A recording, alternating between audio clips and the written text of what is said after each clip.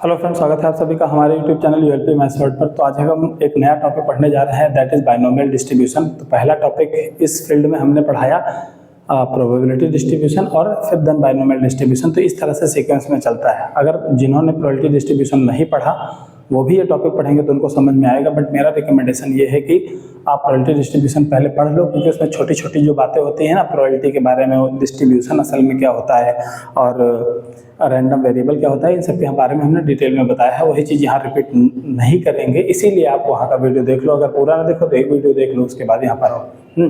खैर, तो हम बाइनोमियल डिस्ट्रीब्यूशन स्टार्ट करते हैं। अब बाइनोमियल डिस्ट्रीब्यूशन देखो होता क्या है, फिर से रेफरेंस लेने जा रहे हैं प्रोबेबिलिटी डिस्ट्रीब्यूशन का। मान के चलता हूँ आप प्रोबेबिलिटी डिस्ट्रीब्यूशन पहले पढ़ चुके होंगे, तो मेरा रिक्वेस्ट ही है पढ़ लो यार, वीडियो पढ़े हुए हैं अपने चैनल पे ही, ठीक है। प्लेलिस्ट में जाओगे, सबकी प्लेलिस्ट बनी हुई है ना।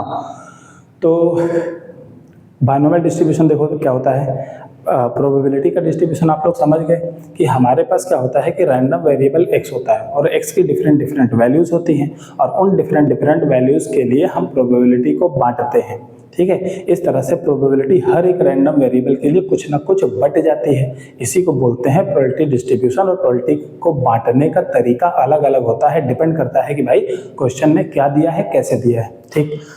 अब जब बहुत बड़ी सिचुएशन बनी, मैं थोड़ा हायर लेवल पे जा रहा हूँ कि प्रोबेबिलिटी की अजीबोगरीब सिचुएशन बनने लगी और बहुत बड़े बड़े सवाल करने लगे लोग, बहुत ज़्यादा एक्सप्लोर कर दिया। तो उसमें देखा कि यार देखो कुछ जगह पे ना एक खास चीज़ लग रही है, या कुछ एक टाइप के सवालों में ना कुछ खास चीज़ लग रही है। तो इसीलिए उन्होंने प्रोबेबिलिटी डिस्ट्रीब्यूशन को कैटेगराइज करना स्टार्ट किया कि भाई प्रोबेबिलिटी डिस्ट्रीब्यूशन हमें करना है और दैट्स ओके। बट क्या होता है कि प्रोबेबिलिटी डिस्ट्रीब्यूशन के हम तरीके भी डिफाइन करते हैं कि ये पर्टिकुलर तरीका इन सवालों के लिए यूज़ होगा, या ये पर्टिकुलर तरीका इन सवालों के लिए यूज़ होगा। इसी तरह प्रोबेबिलिटी डिस्ट्रीब्यूशन का कैटेगराइजेशन किया गया कि प्रोबेबिलिटी डिस्ट्रीब्यूशन को इस तरीकों से बांट सकते हैं, और वहाँ से कई नाम निकल के आए। यानी कि प्रोबेबिलिटी डिस्ट्रीब्यूशन की बजाय एक आता है जैसे नॉर्मल डिस्ट्रीब्यूशन। नॉर्मल डिस्ट्रीब्यूशन क्या है, प्रोबेबिलिटी डिस्ट्रीब्यूशन ही है बट एक स्पेशल तरीका है, उसको नॉर्मल बोला गया। पॉइसन डिस्ट्रीब्यूशन ये भी एक प्रोबेबिलिटी डिस्ट्रीब्यूशन है, लेकिन अब वो एक खास तरीके से किया जाता है, इसलिए उसका नाम पॉइसन डिस्ट्रीब्यूशन, ठीक है। गामा डिस्ट्रीब्यूशन, बीटा डिस्ट्रीब्यूशन, और एक खास तरीके का डिस्ट्रीब्यूशन और होता है जिसको बोलते हैं बाइनोमियल डिस्ट्रीब्यूशन। तो जैसे जो टॉपिक पढ़ाने जा रहे हैं, तो कुल मिला के ये जो टॉपिक बाइनोमियल डिस्ट्रीब्यूशन है ये किसका हिस्सा है, ये प्रोबेबिलिटी डिस्ट्रीब्यूशन का ही हिस्सा है। हाँ, बस वहाँ प्रोबेबिलिटी का कुछ नियम नहीं था, क्वेश्चन के ऊपर डिपेंड करता था। यहाँ पर उसी प्रोबेबिलिटी डिस्ट्रीब्यूशन में एक स्पेशल कैरेक्टर, एक खास बात पकड़ ली और उस खास बात को अगर अप्लाई कर दिया, उसका नाम अलग दे दिया, दैट इज प्रोबेबिलिटी डिस्ट्रीब्यूशन में एक स्पेशल हिस्सा है, दैट इज बाइनोमियल डिस्ट्रीब्यूशन। तो मोटे मोटे तौर पे एक बात कहूँ कि बाइनोमियल डिस्ट्रीब्यूशन क्या है, प्रोबेबिलिटी डिस्ट्रीब्यूशन का ही हिस्सा है। तो प्रोबेबिलिटी डिस्ट्रीब्यूशन में ही लगने वाली सारी चीज़ें यहाँ लगेंगी, लेकिन एक स्पेशलिटी है, वो स्पेशलिटी मैं बताऊँगा।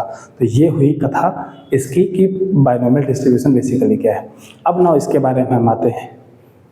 देखो, बाइनोमियल डिस्ट्रीब्यूशन जब भी हम लगाते हैं ना, तो वैसे ये है क्या, ये एक पीडी है, ये एक पीडी है। पीडी मतलब प्रोबेबिलिटी डिस्ट्रीब्यूशन है, बट कैसा, स्पेशल टाइप का, एक स्पेशल टाइप का प्रोबेबिलिटी डिस्ट्रीब्यूशन है, ठीक है। ओके, नाउ इसमें होता क्या है, अगर ये स्पेशल है तो वो स्पेशलिटी है क्या, तो होता क्या है इसमें, ठीक है ना। तो मैं पहले एक सिचुएशन बताने की कोशिश करता हूँ। देखो, जैसे हमारे पास मान लो 10 कार्ड हैं, ठीक है ना। अगर अपने पास 10 कार्ड हैं और उसमें से 3 किंग हैं, इसमें से 3 किंग हैं, बाकी अदर हैं, ठीक। अगर मैं निकालूं 1 बाई 1 फर्स्ट कार्ड, तो अगर मैं फर्स्ट कार्ड निकालूं तो फर्स्ट कार्ड नहीं, फर्स्ट किंग निकालो। अगर पहला किंग निकालने चलूँ तो फर्स्ट किंग निकालने की प्रोबेबिलिटी कितनी होगी, टोटल 3 किंग हैं और टोटल कार्ड्स कितने हैं, 3, ठीक। तो यहाँ पर प्रोबेबिलिटी ये आई। अगर मैं विदाउट रिप्लेसमेंट कर रहा हूँ, कार्ड निकालने के बाद दोबारा उसमें रख नहीं रहा हूँ, तो अब दूसरा किंग निकालने की अगर मैं बात करूँ, दूसरा किंग निकालने की बात करूँ, तो अब किंग कितने बचे, 2, और टोटल कितने लोग बचे, 9, ठीक। अगर मैं लास्ट में थर्ड किंग की बात करूं, थर्ड किंग की, है ना, तो अब तक 2 किंग निकल चुके हैं, तो कितने किंग बचे, 1, और टोटल में से 2 कार्ड भी निकल चुके हैं, तो टोटल कार्ड्स की संख्या क्या बची? 8। तो ये हो गया विदाउट रिप्लेसमेंट। क्या हो गया? Without replacement. ठीक है ना? 1 मिनट जरा यार, मैं कैमरा चेक करता हूँ, कहीं मैंने फ्लाइट मोड पे डालना तो नहीं भूल गया, किसी का कॉल आए तो बैंड बज जाए वीडियो की। ओके, हाँ, तो ये बात समझ में आई ना? अब अगर मैं कहूँ कि यार नहीं, विद रिप्लेसमेंट एक एक करके निकालेंगे, लेकिन हम उसको रिप्लेस कर देंगे, फिर से रख देंगे, तो बताओ, जब पहला कंग निकालने चले तो प्रोबेबिलिटी कितनी? 3/10, एक कार्ड कम हो गया। बट क्या बोला गया है कि विद रिप्लेसमेंट कार्ड को दोबारा रख दिया, तो अब टोटल फिर से कितने हो गए? 10 कार्ड, और टोटल किंग कितने हो गए? फिर से 3। तो सेकेंड टाइम जब ड्रॉ करेंगे ना, तो भी प्रोबेबिलिटी किंग आने की प्रोबेबिलिटी कितनी हो जाएगी? 3/10, और फिर से रख दिया, फिर उतने कार्ड हो गए। ठीक है, तो तीसरी बार भी निकालेंगे तो फिर हमारे पास कितना? 3/10 आएगा। तो एक चीज़ देखो, बेसिक अंतर समझ में आया कि एक ऐसा केस है जिसमें हर एक ड्रॉ में जैसे जैसे एक्सपेरिमेंट आगे बढ़ रहा है वैसे वैसे प्रोबेबिलिटी बदलती जा रही है, लेकिन ये एक केस ऐसा है जिसमें हम एक्सपेरिमेंट चाहे जितनी बार करते चले जाएं, प्रोबेबिलिटी सेम रह रही कि नहीं रह रही है। बस यही कुंजी है, एक तरह से की है इस चैप्टर की। ठीक है, तो इसको एक्चुअली हम लोग बोलते हैं प्रोबेबिलिटी ऑफ सक्सेस। अब सक्सेस क्या होता है? चलो ये हो गया। इसमें होता क्या है? इसमें ये होता है, एक होती है probability of success, probability of success, ठीक है ना, जिसको हम लोग स्मॉल p से डिनोट करते हैं। प्रोबेबिलिटी ऑफ सक्सेस होती क्या है, बस ये समझ लो। देखो, किसी भी क्वेश्चन में जिस बात की प्रोबेबिलिटी निकालने को पूछी जाए ना, उस बात को प्रोबेबिलिटी ऑफ सक्सेस कहते हैं। मतलब जैसे मैं एक सिंपल सा एग्जांपल दूं, जैसे मैं किसी रेस में दौड़ रहा हूं, ठीक है, और उस रेस को अगर मुझे जीतना है तो जीतने की प्रोबेबिलिटी को मैं सक्सेस मानूंगा, और अगर मुझे हारना है तो मुझे क्या चाहिए, उस बात पे सक्सेस डिपेंड करती है। जैसे अब अगर किसी रेस में मान लो मुझे हारना है, मैं चाह रहा हूं कि मैं हारूं, तो उस वक्त जो रेस जीत गया वो मेरी सक्सेस नहीं है, रेस को जब हार गया तब मेरी सक्सेस है। तो इससे एक बात समझ में आई कि प्रोबेबिलिटी ऑफ सक्सेस का मतलब होता है जो प्रोबेबिलिटी अपने को चाहिए उसको प्रोबेबिलिटी ऑफ सक्सेस मानो। ठीक है, तो एक बात मैं यहाँ पर लिख देता हूँ कि प्रोबेबिलिटी ऑफ सक्सेस का मतलब होता है जो प्रोबेबिलिटी अपने को चाहिए, जो प्रोबेबिलिटी चाहिए उसको मानो। ठीक है ना, यानी जंग हो रही है, हम जंग जीत ही जाए तो सक्सेस है। ठीक है ना, नहीं, वो डिपेंड करता है कि हम क्या चाह रहे हैं, है कि नहीं। लड़ाई हार के भी तो सक्सेस मिलती है। ओके, नाउ तो इतनी बात समझ में आ गई। नाउ अब यहाँ पर क्या है, अच्छा, प्रोबेबिलिटी ऑफ अगर सक्सेस है तो प्रोबेबिलिटी ऑफ फेल्योर भी है। फिर क्या है? Probability of failure. तो एक बार सक्सेस मिल गई ना तो फेल्योर तो मिल ही जाएगा। मतलब रियल लाइफ से मैं जोड़ लेना, प्रोबेबिलिटी की बात कर रहा हूँ। ठीक है, कि अगर सक्सेस की प्रोबेबिलिटी मिल गई तो फेल्योर की प्रोबेबिलिटी निकालना आसान है। जैसे मैंने कहा किसी जगह पे मेरे जीतने का चांस अगर 60% है तो हारने का चांस कितना? 40%। भाई टोटल 100% होता है ना, तो उनमें से जीतने का चांस हटा दो तो 40% हार का चांस बचेगा। इसका मतलब ये जो Q है ना, Q को ऐसा लिख सकते हैं 1 माइनस P। 1 माइनस P का मतलब क्या है? 1 मतलब 100% प्रोबेबिलिटी, और उसमें से निकाला कौन? सक्सेस का चांस निकाल दिया, तो बचा क्या? फेल्योर का चांस। ये है ना। अब कभी कभी ये होता है कि एक्सपेरिमेंट को हम कई बार करते हैं, जैसे कि मान लो अपने को सिक्का उछालना है, ठीक है ना, और मैं चाह रहा हूँ हेड, अब मैं बोलो जब तक हेड नहीं आएगा बंद नहीं करूँगा। ठीक है, तो आप उछालते जाओ, हो सकता है पहली बार में हेड आ जाए, हो सकता है ना है, हो सकता है आप करते चले जाओ, हो सकता है आपको 20 बार पेशेंस रखना पड़े कि आप 20 बार भी करो, एक बार भी हेड ना है। तो इसका मतलब एक्सपेरिमेंट को यहाँ कई बार भी किया जाता है। क्या कहा जाता है? बाइनोमियल डिस्ट्रीब्यूशन में कई बार एक्सपेरिमेंट होते हैं। ठीक है ना, कई सारे एक्सपेरिमेंट होते हैं, कई सारे एक्सपेरिमेंट किए जाते हैं, एक्सपेरिमेंट किए जाते हैं। ठीक है ना, अच्छा, और उसमें हम सक्सेस ढूंढते हैं कि अपने को कितनी बार चाहिए। ये भी जरूरी नहीं एक ही बार मिले। जैसे मैंने 10 बार सिक्का उछाला, मैं हो सकता हूँ कितने बार पे संतुष्ट हो जाऊँ। मैंने कहा एक 10 में से एक बार में भी अगर हेड आ गया ना तो मैं संतुष्ट हुआ। तो बताओ 10 में से एक ही बार चाहिए अपने को। लेकिन कोई बंदा बैठा है वो कह रहा नहीं नहीं नहीं, हमको 10 बार ना उसमें से कम 6 बार हेड चाहिए।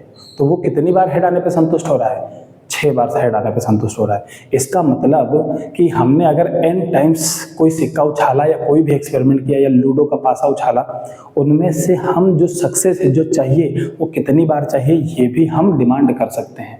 तो इसका मतलब कई सारे एक्सपेरिमेंट किए जाते हैं और उसमें कितनी बार सक्सेस चाहिए ये भी मैटर करता है। कितनी बार सक्सेस चाहिए ये डिमांड है। वी कैन डिमांड, हम डिमांड कर सकते हैं कि अपने को कितनी बार सक्सेस चाहिए।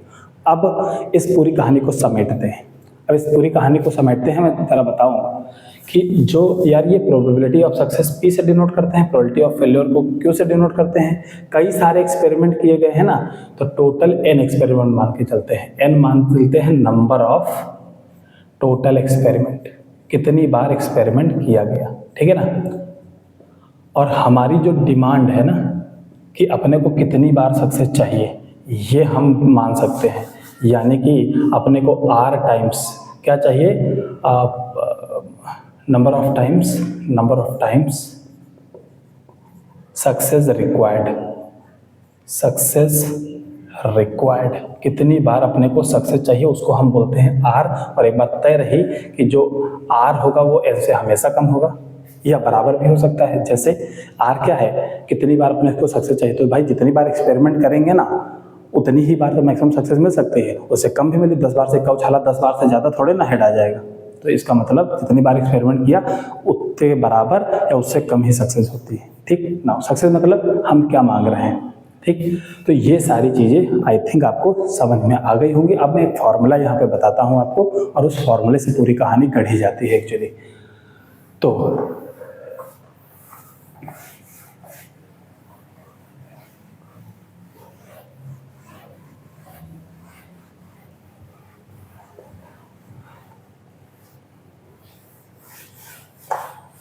पहली बात, बाइनोमियल डिस्ट्रीब्यूशन को पहचानने का भी तरीका मैंने नहीं बताया, बता दिया है लेकिन आप लोग नहीं समझ पाए होंगे। उसमें मैं स्पेशली एक कमेंट करके बताऊंगा तब आप समझोगे। जैसे मैंने क्या कहा, n है number of trials,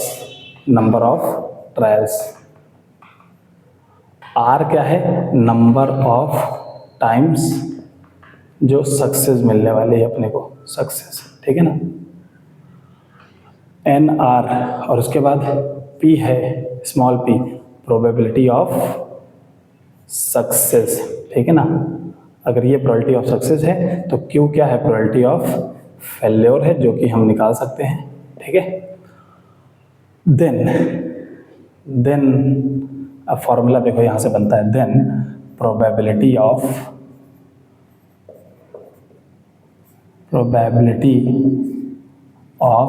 getting success, है ना, getting success exactly r times, n में से r बार, एग्जैक्टली r बार सक्सेस मिलने की जो प्रोबेबिलिटी है वो एक फॉर्मूले से निकाली जाती है, NCR, ठीक है, P की पावर r और Q की पावर n माइनस r। ये होता है वो फॉर्मूला जहाँ पर आप सारा कुछ जानते हो। जहाँ पर मैं बस इतना बता देता हूँ, where NCR permutation combination factorial n divided by factorial r into n minus r, ये है। तो ये बाइनोमियल डिस्ट्रीब्यूशन का फॉर्मूला है। ये इसको क्या बोलते हैं, फॉर्मूला ऑफ बाइनोमियल डिस्ट्रीब्यूशन। ये फॉर्मूला बाइनोमियल डिस्ट्रीब्यूशन में लगता है, लेकिन हम आखिर पहचानेंगे कैसे कि बाइनोमियल डिस्ट्रीब्यूशन है। तो बाइनोमियल, BD शॉर्ट में लिख देता हूँ, इसकी पहचान क्या है ना, इसकी पहचान हालांकि हमने बता रखी है लेकिन आपने गौर नहीं किया होगा, आप गौर कर लो, ठीक है। पहचान क्या है कि जब भी हमने देखो 2 केस यहाँ बताए थे कि नहीं बताए थे, कि एक एक्सपेरिमेंट ऐसा कर रहे थे जिसमें बार बार एक्सपेरिमेंट करने पे प्रोबेबिलिटी बदल जा रही थी, और एक केस ऐसा था जिसमें बार बार एक्सपेरिमेंट करने पर प्रोबेबिलिटी बदल नहीं रही थी। तो जब भी किसी भी एक्सपेरिमेंट में, सवाल कैसा भी दिया हो, अगर उस एक्सपेरिमेंट में प्रोबेबिलिटी ऑफ सक्सेस यानी जो अपने को प्रोबेबिलिटी चाहिए वो एक्सपेरिमेंट करने के दौरान अगर बदल नहीं रही है तो कंफर्म हो जाएगा बाइनोमियल डिस्ट्रीब्यूशन का प्रॉब्लम है और ये फार्मूला लग जाएगा। यानी कि उसकी पहचान क्या है कि क्वेश्चन में, इन क्वेश्चन में प्रोबेबिलिटी ऑफ सक्सेस यानी जिस चीज़ की प्रोबेबिलिटी चाहिए सक्सेस डज नॉट चेंज, ठीक है ना, डजंट चेंज, जिस चीज़ की प्रोबेबिलिटी चाहिए वो चेंज ना हो रही हो through out experiment, through out any number of experiment, any number of experiment, कितने भी एक्सपेरिमेंट कर लें प्रोबेबिलिटी ऑफ सक्सेस बार बार करने पे अगर चेंज बिल्कुल भी नहीं हो रही है तो कंफर्म हो जाएगा बाइनोमियल डिस्ट्रीब्यूशन है और ये कहानी लग जाएगी।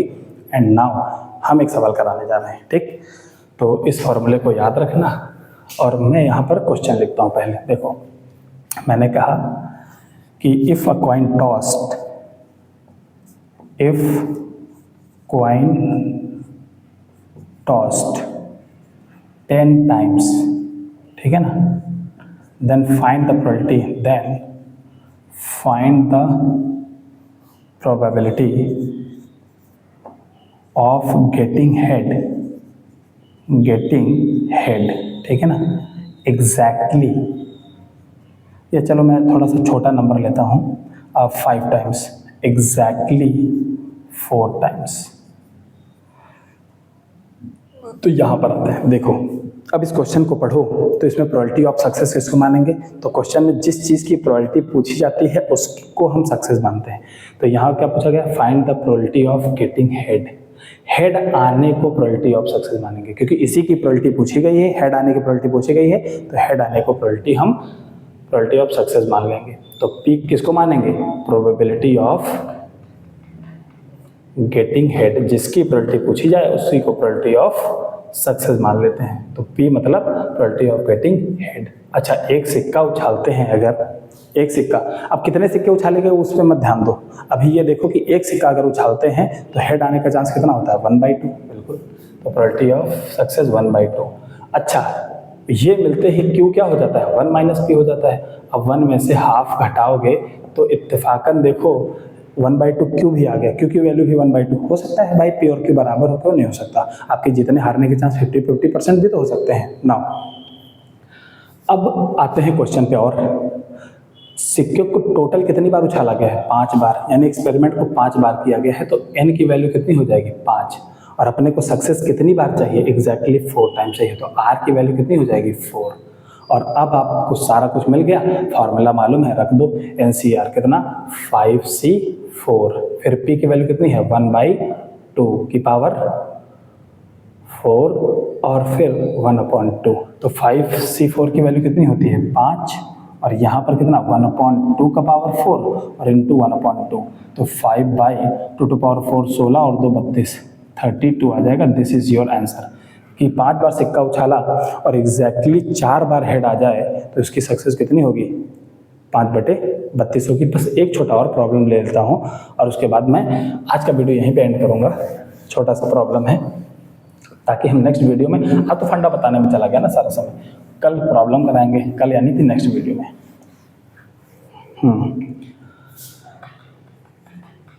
ठीक है, इफ अ डाइस मतलब लूडो की जो पासा होता है ना, पाशा, ठीक है, पता नहीं अलग अलग जगहों पे अलग अलग नाम बोला जाता है, हिंदी भाषी क्षेत्र में डाइस ही पासा बोला जाता है, ठीक है ना, अंतर होता है। अभी इसमें क्वेश्चन आएगा ना, जो ताश के पत्ते खेलते हैं ना, किंग, क्वीन, जैक, वो लोग राजा, रानी और इसको जोकर है ना, ऐसा ऐसा कुछ बोलते हैं।